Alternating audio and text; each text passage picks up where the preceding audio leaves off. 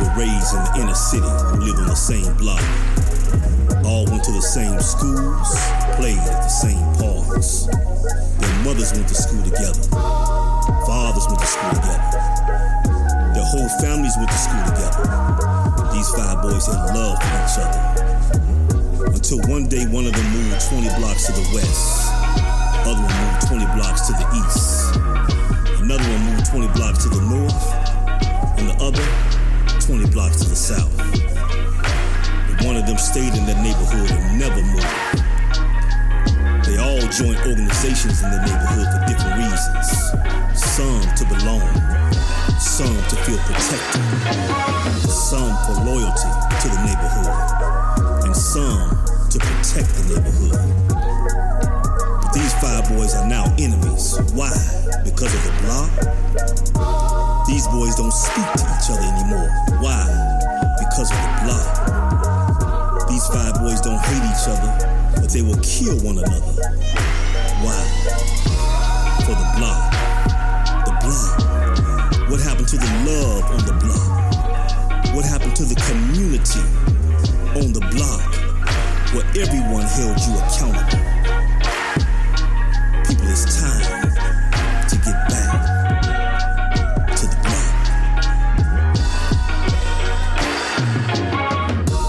What's up, Chicagoland area? Welcome to the block. I'm your host, Todd Clark. And listen, I'm excited for you all to join our community today, the block community. We got a family of people in the house today for this very first episode. And listen, we are a solution-based podcast. Our podcast is one of conversation that's building relationship, implementing strategies, and then creating solutions. And so this is our goal here at The Block. Let me read something to you. The Block Podcast exists to provoke conversations that will build partnerships, formulate strategies, and initiate solutions which will directly impact the homicide rate, incarceration rate, the recidivism rate, and the high school dropout rate in the Chicagoland area.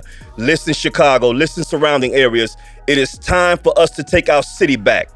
We here at The Block are excited because we know that we have a mission, we have a mandate on this organization to partner with people who are of like mind, who have a desire to see the changes in our communities, getting back to the way it used to be, getting back to the love and the trust that we used to have in our communities. And so we're also going to be, our goal is to partner with organizations who focus on the 7 spheres of influence.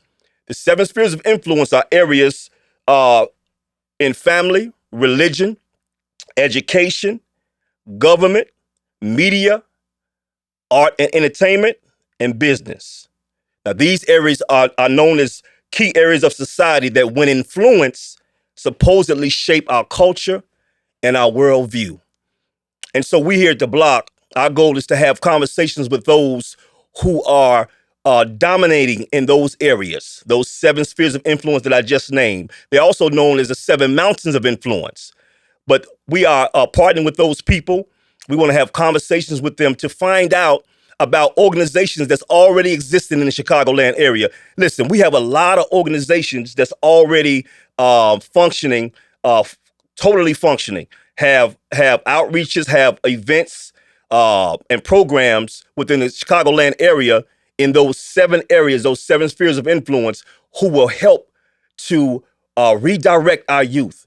We have a lot of youth in Chicago who have different talents and skills who are underdeveloped or who do not know how to develop them. They don't know where to go to get them developed.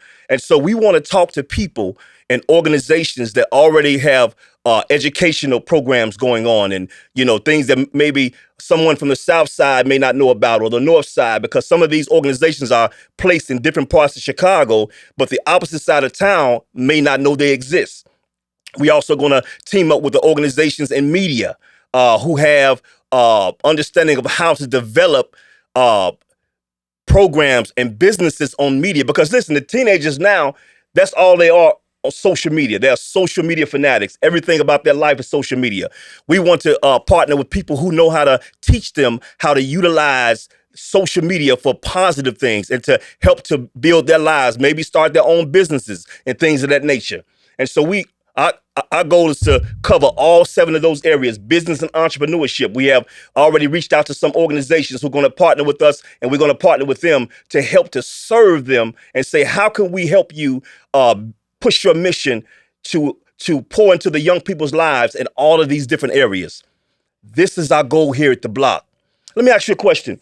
Do you remember the time in Chicagoland area? This is for everybody in Chicagoland, and eventually we're going to be reaching out not only to Chicagoland, but other cities who are dealing with some of the issues that we are dealing with in Chicago as well. But how many of us know that you got to start at home first? You got to deal with your surrounding areas first, and then start to branch out to assist other areas. But how many of y'all remember when in our communities we had uncles who were not biological uncles, who raised us, who poured into us? You know, they were not blood related, but they treated us like nephews, and they poured into us. How many of y'all remember aunties who we call auntie, who were not related to us, but who were friends of the family and helped to show us how to be young men and the ladies, young women, you know, how to respect adults and elders and things of that nature. And so there was a time when, you know, it was a no-no to disrespect elders. You know, it was a no-no to say something to them out of the way, or to disrespect not only your grandmother or your mother, but also somebody else's grandmother, mother. There was even times, Chicagoland area, if you remember, when if we saw one of our friends disrespecting their grandparents or mother, we may check them. We may say something to them because it was so against what we believed in during that time, you know. And there was times when you would get in trouble, and from one end of the block all the way down to the other end of the block, you may get a spanking from all the adults who were on that block. And then when your mother found out about it, you got another spanking. How many of y'all remember that? You know, because the whole community raised the children, and the mothers didn't get upset, or the fathers didn't get upset about other parents spanking the children. They said thank you, and then told you in the house and get ready to go in the house and get ready for the next one. You know, and so these were times when a community was a community. What happened, Chicago? What happened? Can anybody tell us what happened? Do you remember when even in the midst of absent fathers or absent mothers, you know, there was always somebody who stepped in as a parent? Maybe it was a neighborhood friend of the family. Maybe it was a grandmother or grandfather. And how many of y'all remember the times we had Big Mama? You know, even if our moms was not doing what they were supposed to do, you didn't disrespect Big Mama. Big Mama was the one who would regulate everything in that house, and you would not come to her any kind of way, or Big Daddy. You know, so this was times when the community really looked up to those who are in authority, and we respected our elders. We respected these people, and everybody stepped in because it took a nation. It took a community. We knew that we had to help raise each other. And so I want to ask Chicagoland, what happened? What do we feel like happened to that community? What made us lose the sense of accountability? Now, if something happens on the block and somebody gets shot or killed, or if somebody gets robbed, nobody talks about it. Everybody says they didn't see it. They may have cameras in their houses, but they say the cameras were off that day. They didn't see nothing. So there's no family or community anymore. Everybody wants to mind their own business. And you know what?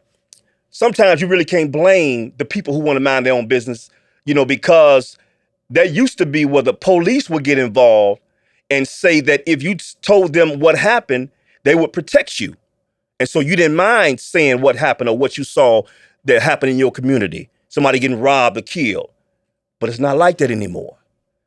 If somebody says something about something to the police, they may get killed and their whole families. And so That's where that part went. There's no more protection. And now you can't trust even the police officers who used to be well respected in the neighborhood. And even us, we used to look up to them. We used to respect them. But now all the respect is gone. There's no more trust for the police officers. And this is what's happened to our communities. And so we need to figure out, so the block exists to have these kind of conversations where we talk about what happened and talk about how can we get back to these places where we hold each other accountable. Or has it been lost to the point where there's no return? Do we feel like there's no possibility for us to get the community back and to love one another and to help to raise one another? Do we feel like that there's no sense of even giving any energy to it? Is that why we don't come as a community and try to build? And is this why? Is it because we lost all hope? And some people have. Some communities have. And so we want to talk about that. We want to have these communications with one another so that we can come up with solutions. And as I said at the beginning, this is a solution-based podcast. We're not just talking about what happened. We know what's going on. We see the news. We see what's happening in our communities. We know exactly what is taking place. And so we don't want to just talk about these things. We want to come up with solutions. We want to have strategies. And so the interaction that we'll be having with the individuals that come on this podcast will be people who are in a place who can help to develop strategies. And by that, we will partner together to assist one another in not only theory, but application. We know that theory is one thing. We can say that these are the things we want to do. We can say these are the things we recognize. We can say we see what's happening. We're witnessing what's going on. But application is actually applying the solutions and the strategies that you've come up with to the society, to the environment, to see what needs to be tweaked, what is working, what will be effective, and what will be impactful. So this is why we exist at the block. This is a pilot episode, y'all. We're excited because, listen, we plan on having this podcast to not only go outside of, this is not only a podcast, but we are an organization who you'll see in the streets, who you see in the communities. We'll be having summer programs or summer events at recreational centers throughout the Chicagoland area. We'll be partnering with people where that we can come in and sit down and talk to youth and sit down and talk to families and sit down and talk to those individuals who are willing to say, listen, we need help. We want to get resources and tools to help our families to be rebuilt again. And so, and the parent-son relationship and the father-son relationship to be rebuilt. We want to not only have these conversations on this podcast, but we're going out into the communities to have these conversations face to face and say, what can we do together? And so we're going to join arms. And so we have so many issues that plague our community that we can talk about. But let's talk about a few. I want to give you some numbers. I'm going to give you some numbers. Chicagoland homicides. In 2025, Chicago recorded 416 to 417 homicides, making a significant, nearly a 30% decline from 2024, and the lowest total since 1965. This 60-year low represents nearly a 50% drop from 2021 during COVID. Now listen to this. Despite substantial improvement, 49 of 77 community areas, 49 of 77 community areas in Chicago have still experienced homicide rates above national rates. This is what we're dealing with in Chicagoland area. Now, if you notice, I talked about how it has dropped significantly, 30% decline from 2024. But there were 416 murders. There was 416 homicides. Even though we had a 30% decline, there was still 416 homicides, 416 families broken up, 416 children's lives cut short, who probably had promising futures, who were planning on being lawyers, doctors, entertainers, basketball players. They were planning on being educators and being in media and being in entrepreneurship and business, in government, in religion. These 416 and 417 homicides these were young people who died, who did not get a chance to even start their careers or start their future, didn't even get out of high school. And so just because thankfully we have a decline from one year to the next, but we can't celebrate that decline because it's still hundreds of youth being murdered and being shut down in the city. And so even though we are thankful that it's less than it was the year before, the numbers still are tragic. The numbers are still disappointing. The numbers still let us know there's work for us to do as a community. We at the block want to partner with those who have that passion, not only to talk about the issue, but to do something about creating a solution for the issue. And so 49 of 77 communities still have murder rates higher than national murder rates. Listen to that. And the communities it's talking about is like Inglewood or Gresham or a Greater Grand Crossing area or Garfield Park or Humboldt Park. These are names of communities that it's talking about that have homicide rates that are greater than national rates. And so we have to do something about it. See, we can't just sit back and watch the news and see and cry about it and just say that these young people, they ain't gonna listen. They're not gonna respond to us if we try to help them out. They're not gonna try to listen to us if we try to come out and talk to them, or try to rebuild them or try to encourage them or try to give them resources and tools. If we have the attitude that they're not gonna listen, then we'll never get up and do anything about it. See, there's no guarantee to change when you go out and try to change something. There's no guarantee to it. The only guarantee is that if we don't do anything about it, nothing will change. That's the guarantee. That's the only guarantee we have. If we sit down and make excuses and accept what's taking place, then we'll never see change because we have not done anything to initiate change. And so,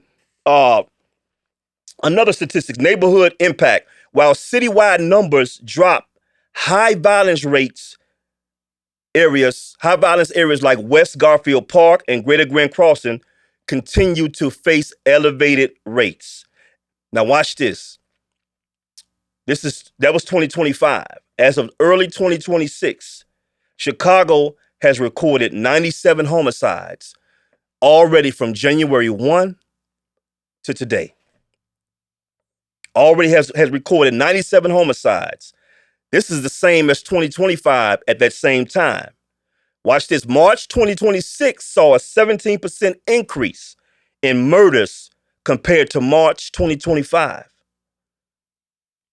17% increase. That means that there was more murders in March of 2026 than it was in 2025. So even though there's a decline overall, there's some months, and normally, you know what? Normally it gets when it gets warmer in the Chicagoland area, you see a lot of shootings and a lot of killings. But now it's happening year round. It's not just the June through September or the May through August. It's not just these months where you see high murders and high homicides and high crime rates.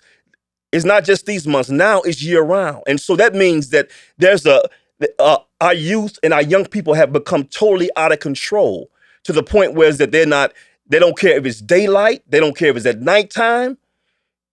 It's happening all around the clock. Watch this. Shootings. The city saw 124 shootings incidents and 137 victims in March 2026. This is just in 1 month. 124 shootings and 137 victims. Not saying that each one of them died, but these are recorded in police stations. They have police reports. They have police calls. The numbers, when they calculated it, the calls throughout the city equaled up to 124 shootings and 137 victims who got shot. Maybe didn't die, but they got shot. Chicago. Our question to you is, what are we going to do about it? What are we going to do about it? We have to no longer think about our differences. If we have resources, if we have ideas, if we have strategies, we have to come together on what we agree on, not what we disagree on, because there's a lot of issues we disagree on.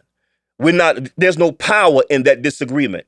The power is the things that we agree upon. Let's get together and pool our resources and start reaching out and start developing programs and start giving resources. What has happened in what we've seen is we've seen the young people not having enough to do, not having enough resources, not having enough after school programs, not having enough community programs that are appealing to them, things that they like to do that will garner their time and give them a desire to get away from the negative behavior and come, because they're just children. See, one thing about kids, they're just children. They want to be children, but you have to find out what they like to do and then have programs that feed that so that they can be recreational programs that will get them away from doing what they shouldn't be doing. It's called prevention. Now, this is another rating. We're going to go into this in a minute, but in a few minutes, we're going to show a video where this is something that happened just recently where a kid got shot in Chicago. I'm going to go through this rate right here. I'm going to go through this stat of the recidivism rate, and then we're going to show this video. But listen to this. Another area, okay, we're talking about the homicide rate, and today we're only going to talk about the homicide rate and the recidivism rate.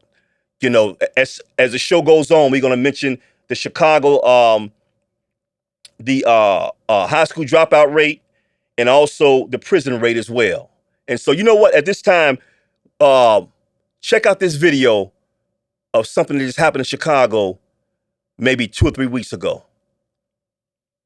This all happened near the South Side YMCA here behind me. Police have not confirmed whether anyone has been arrested. We did, however, confirm here in the last half hour or so that both of those victims are students at Hyde Park Academy High School. Tonight, a 16-year-old boy is dead and another 16-year-old girl is in the hospital. Yeah, our kids is dying. Our kids is not getting a chance to live, not getting a chance to see life. It's death. It's crazy. I don't have any kids, but I refuse to have kids in Chicago. I just won't. According to Chicago police, the teens were at a bus stop in the 6300 block of South Stony Island just after 3 p.m. when another person approached them and fired multiple shots. This nearby business owner who wants to remain anonymous says he heard what happened and came out to see for himself. Parents need to stop being friends with their kids and do what my parents did and be a parent. That's it. It started at home. It started at home, then it comes to the streets, and when it comes to the streets, it's over with. Sky Fox captured what appears to be a girl in a uniform being taken away in handcuffs. Police have not confirmed whether the shooter and the teens knew each other or what exactly led up to the shooting. Very concerning with the violence that's happening in Chicago, period, not just here on the South Side, but throughout the whole city. Rynell Morgan, the assistant director of the South Side Wolfpack Youth Football Organization, had practice this evening near the crime scene. He says tonight is about reminding the youth to do the right thing. We always try to just tell the kids, be where you're supposed to be, one. Be respectful to your parents, two, and try to make sure that when you do see something that's not the right thing, you make sure you get out of there, go somewhere else and tell an adult so that they can handle it, you know. So it's tough for the kids, you know. Wow.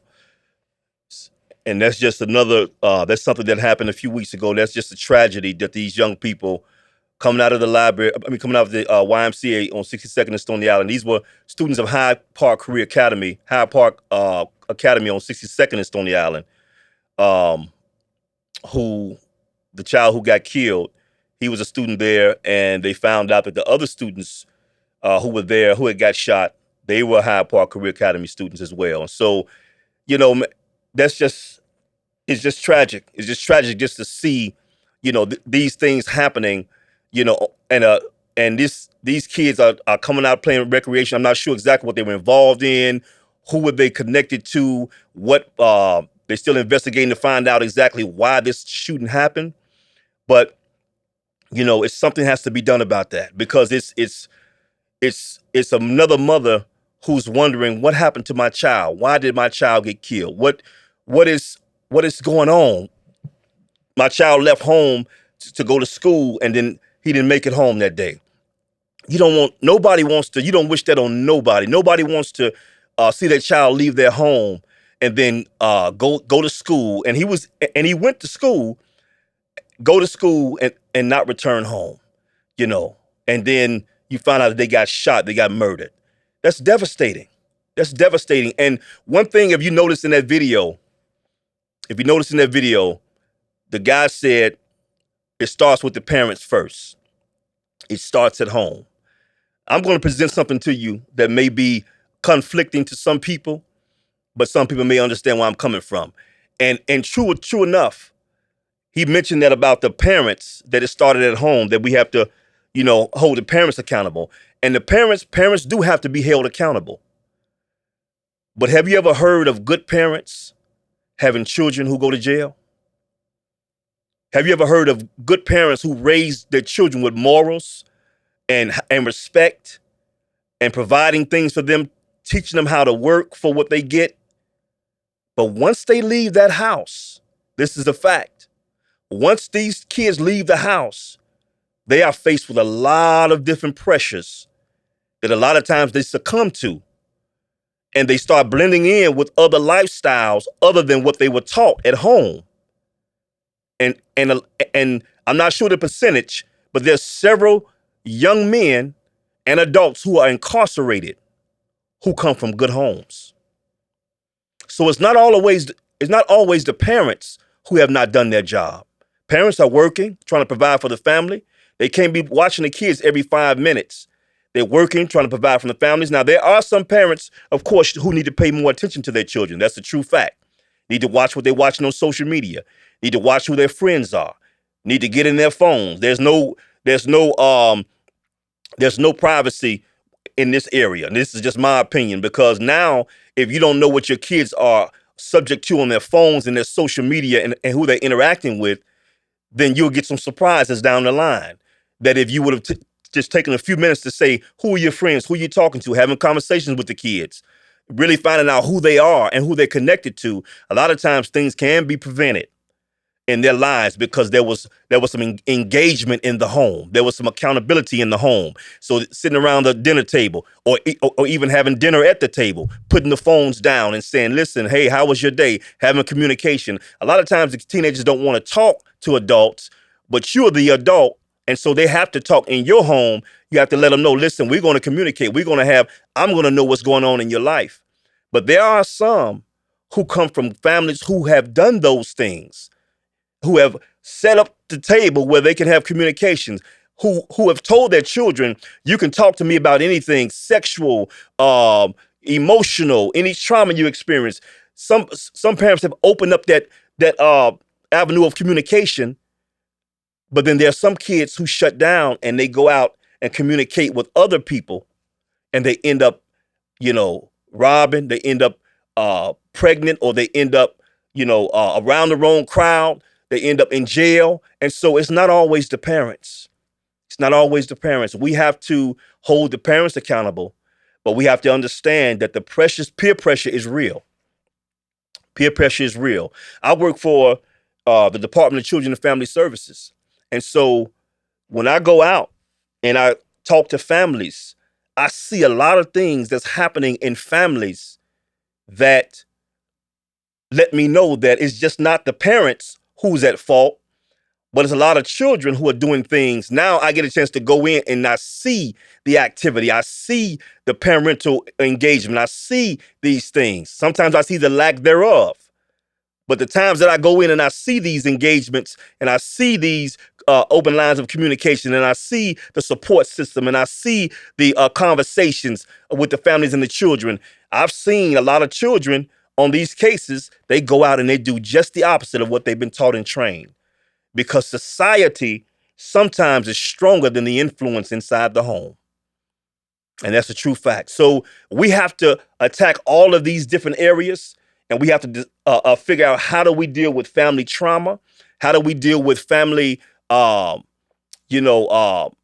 engagement and conversation? How do we deal with the situations in the household where there's been violations that have taken place, several violations that have caused discord, where sometimes The parents choose their boyfriends over their children, and then the children start to get resentful, and then they go to somebody else outside of the home for communication and for closeness because they feel like they've been left out. It's so much going on. It's so many different dynamics that we can talk all day long, but we're going to talk about some of these dynamics on this show as the season goes on. Let me give you another stat. Now, we talked about the homicide rate, but the recidivism rate is another thing I want to mention. The recidivism rate is the amount of times someone goes into prison, and then how soon they go, and then once they're released, how soon they go back. Once they're released, how soon they go back. So Illinois has a 3-year recidivism rate of approximately 38.5% to over 40%, with roughly 17% of individuals recidivating within 1 year of release. 17% of people go right back within 1 year of release. 38.5% to over 40% in 3 years go back. These high rates, which nearly affect half of the released individuals, are projected to cost state taxpayers over $13 billion over 5 years. Now, that's a whole nother issue. We're not going to talk about that in too much detail today, but it's largely driven by repeat offenders. So the recidivism rate is them going in and out, in and out. You know, they're going in and out. They go out, they've been incarcerated, and they do something to come right back in. Now, what is the reason why somebody would want to go out and come right back in? We know that if the environment hasn't changed, if what they're being released to, the environment they go back to, if the resources hadn't changed, if the mindset and the heart of the individual hadn't changed, because you can leave a certain place, and if your mindset has changed or your heart has changed, and you say, you know what, I'm tired of being locked up, I'm tired of being away from my family, I'm tired of doing this, you can go back into the same environment, and because you're tired of it and you're really ready to change, you cannot recommit or reoffend. It's a choice. It's a choice. Now, we're going to talk about choices in a minute, but that's something that, so we have to figure out, how can we decrease the recidivism rate? What can be done when they get out of prison, aftercare, to help them to not want to go back to prison? What do they need? What kind of tools and resources do they need in order for them to refocus, get other objectives in their lives, decide what they want to do? How can we give them resources? How can we meet them where they are for those who really want to change? How can we help them to see that they're better than what they have been doing? That they don't have to keep going in and out, that prison is not their story. Prison is not the end of their life. Some of them have become so institutionalized that they keep going in and out because to them, going back in is their lifestyle. I used to work at a juvenile facility, and one guy, he was a teenager, and I kept seeing him going in and out, in and out of juvenile facility. And one day he was in the library and he was talking to the librarian, and she say, "Young man, why do you keep coming back here so many times? You just left here 3 months ago. You just left here 6 months ago. You just left here a year ago." He said, "Well, I get 3 meals and I get a bed every night." This kid was 15. She said, and I overheard that. And she said, "What do you mean you get 3 meals and a bed? Is that something to look forward to?" He said, "Well, I don't have it at home." He said, "When I go home, I don't have 3 meals. I don't know when I'm going to eat. I eat what I can, when I can, and where I can. And I don't know where I'm going to sleep. I sleep when I can, where I can, and with who I can." So he's saying that coming back to prison for him was coming back home to a safe place. Man, I remember that like that was yesterday. I remember like it was yesterday. And that brings tears to my eyes because that's the mentality of a lot of young people, not only young people, but older people, that they feel like this is who they are. They don't have any other. And then those who have a home to go to become so used to the lifestyle that they don't see any brighter future for themselves. So they keep making negative choices. They don't see them being a successful business person. They don't see themselves being a successful educator or entertainer or actor or a doctor, lawyer. They don't see themselves being that. They just see themselves being either what they see around them or the only thing they've seen in their home. And so they don't feel like they can go outside of that. And so they keep participating. And then a lot of times they don't want to seem like they're lame or they don't want to they become so loyal to the streets, they become disloyal to themselves. And they keep making wrong choices. I used to work at St. Charles at a facility, Department of Juvenile Justice. And I would talk to young men all the time. And so this is why this is a passion of ours here at the block.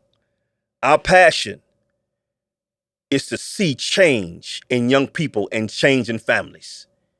Because of all the conversations that I would see and hear in these facilities, and these young men saying that they would never be nothing different. The drugs that they're taking, ecstasy has about 10 different kind of pills and makes them feel like they want to kill everybody. And so that mentality comes, and as they start taking these drugs, they become, one guy told me, I said, why do you take ecstasy? Why do you take these drugs? He said, man, Clark, it make you feel like you could take over the whole city. I said, yeah. I said, but you end up hurting somebody and you getting sentenced to jail. Man, I don't know, Clark. Hey, it just make you feel like you can. And that's where all the shootings and the killings come from. Because when they get on them drugs, they start to want to shoot up the whole block. And they don't care who they hit, innocent bystanders. And so this is the things that they're doing and making them feel like this is all they can do. And so as they get these drugs, so we have to figure out a way. And as we have these conversations on the block, we're going to be talking about different things that we can, because if you take something away from them, you got to give them something back. Got to give them an alternative. You got to say, okay, if you take certain music away, you got to give them another kind of music. If you take these drugs away, you got to say, okay, now what can I put? Hey, focus on this. Focus on your studies. Focus on, okay, we're going to help you develop a skill or a talent. We're going to help you get involved in these schools in the city of Chicago that can help you develop this skill or talent or ability that you have. You got to be able to give them something. If you take it away, we got to be able to give them something. And so I talked to him about choices when I was in the facility. Talked to him about choices. And I want to ask everybody on the block this question.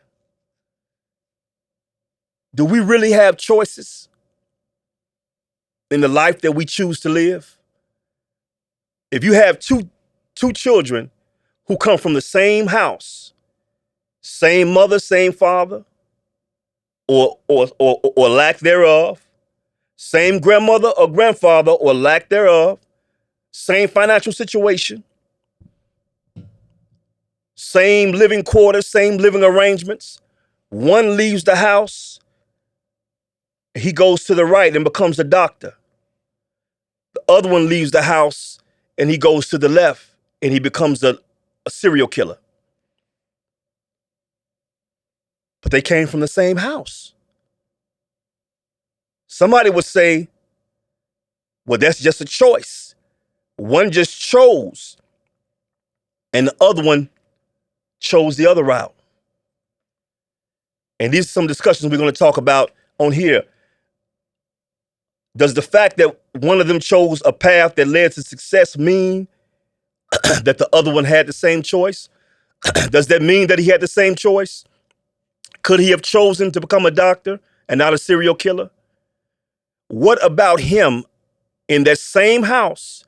Because I'm giving you a hypothetical situation, but it's actually a real situation that happens every day.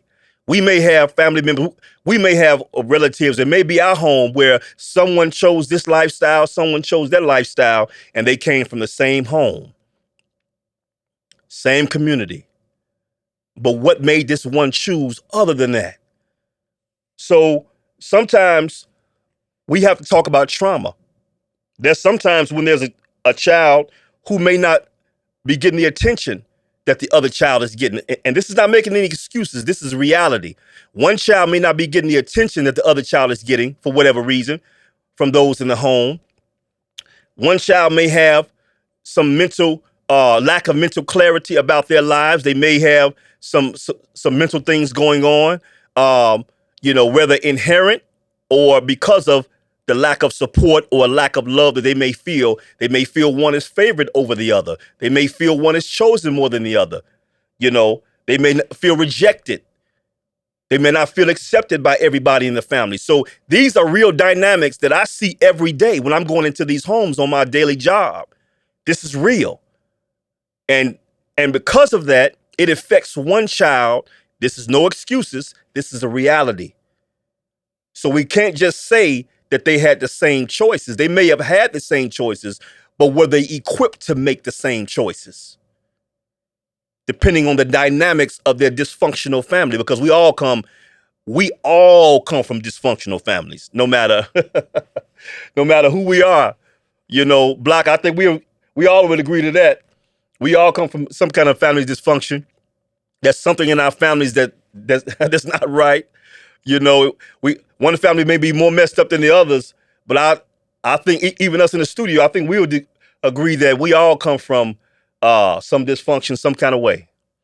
And so the question is, did they really have choices? Now, there's some times when everything is an equal playing field too. Well, all these dynamics I just mentioned were not there. But the one child was just easily influenced by the environment, and he allowed himself or herself to be influenced, and the other child did not allow themselves to be influenced. So sometimes it's as simple as that. But then there are some times when there's other trauma, other things that's happening that causes those choices to happen. And so, we have to talk about trauma. And next week, we're going to be hitting on that as well. We're going to be dealing with that. We're going to be talking about that.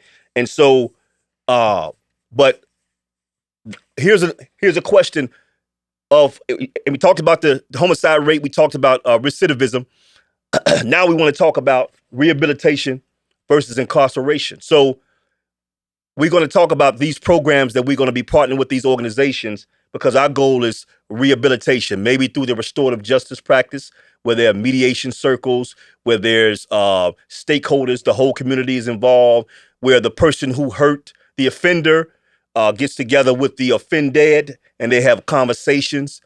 And then we have mediation circles where they talk about it and they talk about how they felt when they were hurt. And so we're going to be using all these different models when we go into these communities and teaming up restorative justice programs to see how we can get these things together, because there's a lot of hurt. There's a lot of issues in the community. There's a lot of reconciliation that needs to take place, reconnecting, reconciliation, coming back together, healing what was hurt, whether it be in a family, whether it be in an individual, whether it be in a community. We have to do reconciliation. We have to get together, but we have to have the tools and the people with the right heart and passion to initiate and to organize these kind of things to help us. But rehabilitation versus incarceration, we know that now we talked about recidivism rate and we talked about homicide rate, but the recidivism rate, those who go inside, there's not a lot of rehabilitation programs. I've worked in these juvenile facilities. I've gone into prisons. There are different programs that they have.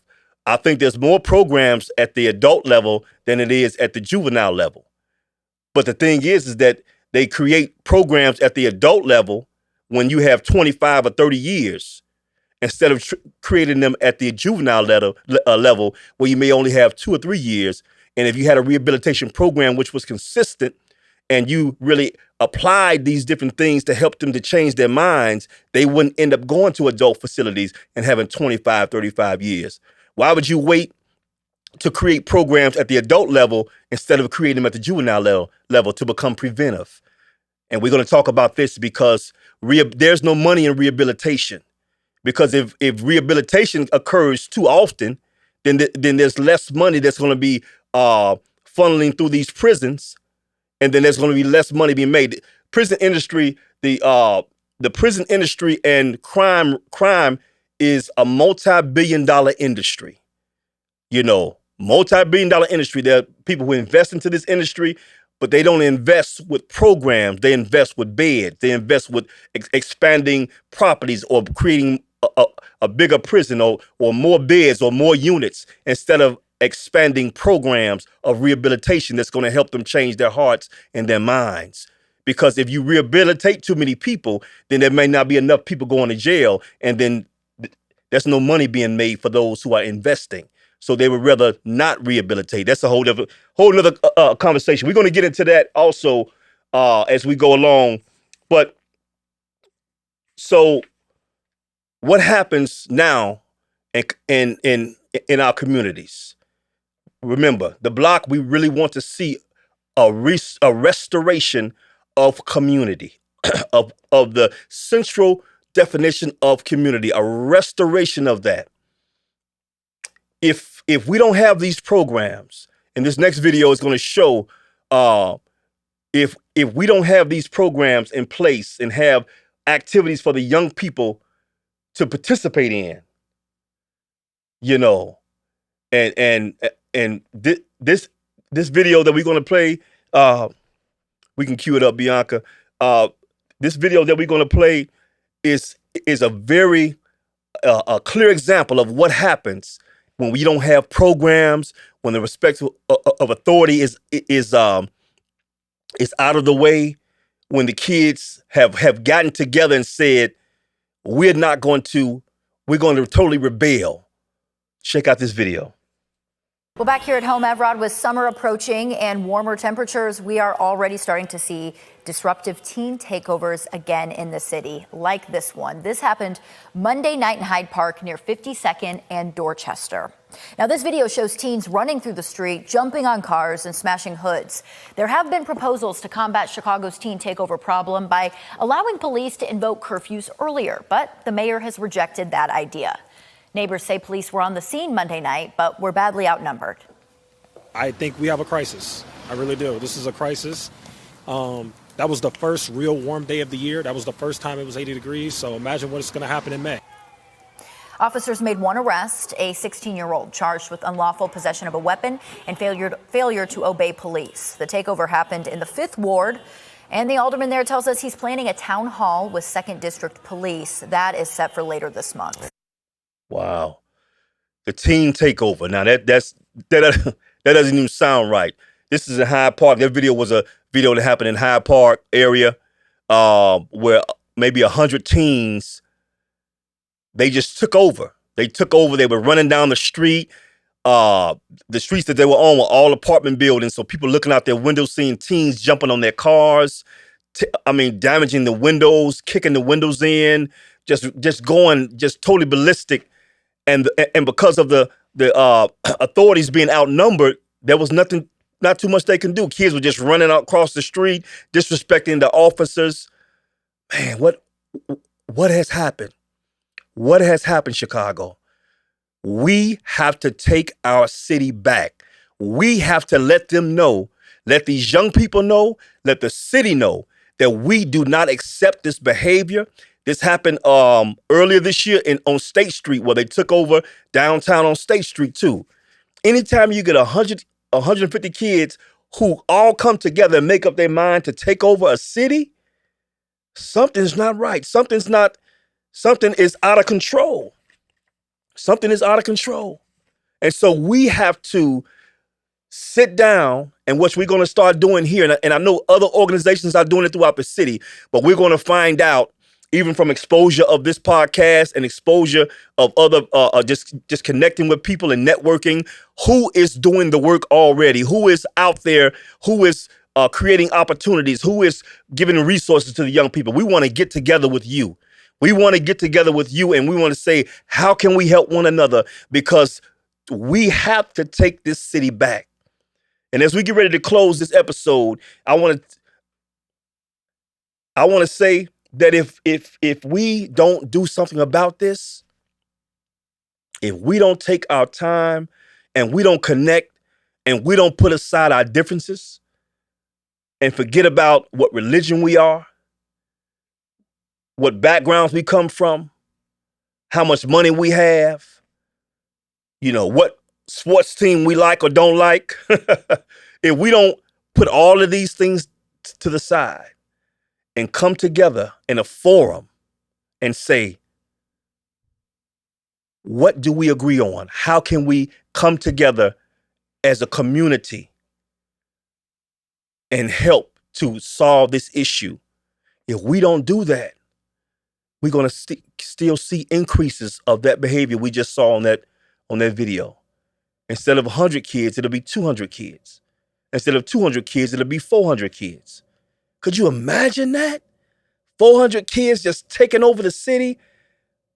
Who would be able to stop that? They'll be outnumbered. Police will be outnumbered.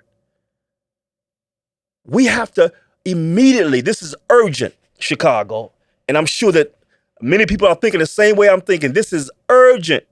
This is a warning. This is urgent for us to get up and say, you know what? All right, let's strap up our shoes, wipe our hands off. Let's start to, forget about what we got, our prejudices, our racism, whatever we got in our heart or our mind that's going to hinder us from coming together. We got to put all that to the side, and we have to come together and say, it's time to take our city back.